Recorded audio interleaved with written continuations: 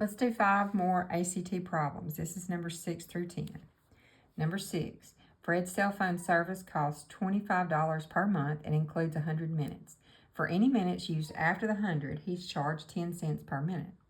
Fred has budgeted $33 per month for his cell phone service. What is the maximum number of minutes Fred could use in 1 month without exceeding his budget? All right, well, first of all, his budget is 33, and the basic plan is going to use up 25 of that. So he has $8 to buy extra minutes. All right, every minute is 10 cents. So if you divide that $8 by 10 cents, he can get 80 extra minutes. All right, he gets 100 already. So when you add 100 to the 80, you get H, 180. All right, let's look at number 7. And when you first see this one, the function f of c is equal to 9/5 c plus 32 gives the temperature, and already you're thinking, nope, too long, not reading all that, okay? At number 7, you can't afford to be missing these. This is just a formula, and when you read the rest of the problem, it gives the temperature, FC degrees Fahrenheit, that corresponds to C degrees Celsius. In other words, this is the formula that converts Celsius to Fahrenheit, or Fahrenheit to Celsius.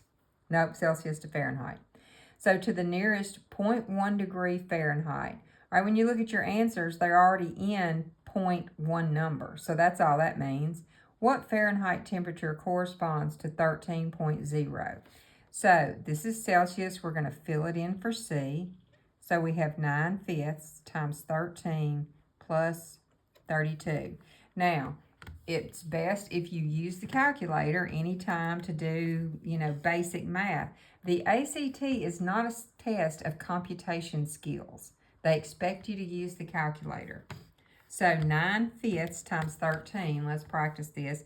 9 fraction bar 5, go over, times 13.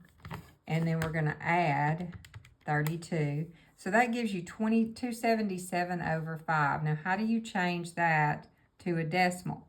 That's where you hit this approximation button down there. It tells you this is the same as 55.4. So that is answer D. Okay, let's look at the next one. Number 8. What number, when added to 1/3, gives a sum that is equal to the sum of 1/4 plus 1/6?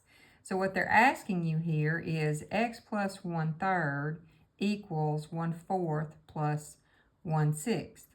And to solve the equation, you could just subtract 1/3 from each side. So what you actually want to know is that x is equal to 1/4 plus 1/6 minus 1/3.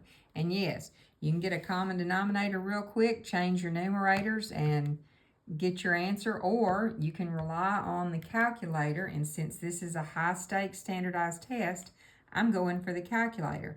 I'm just going to put 1/4 plus 1/6 minus 1/3.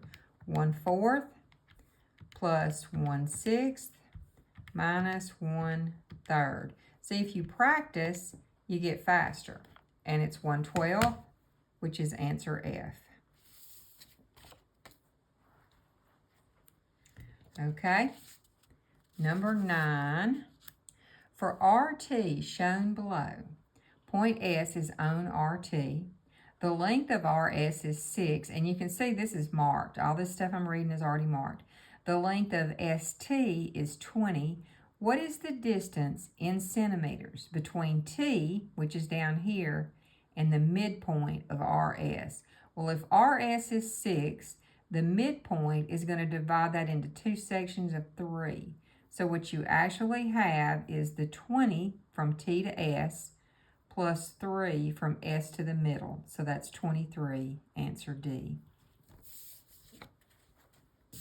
And the last one, number 10. We have a graph, and it shows the daily average consumption in thousands of barrels of oil for Uzbekistan for the years 03 to 13. From what year to the following year did the average daily consumption decrease the most? Well, we're going to look at the graph. We want to find where is the largest drop.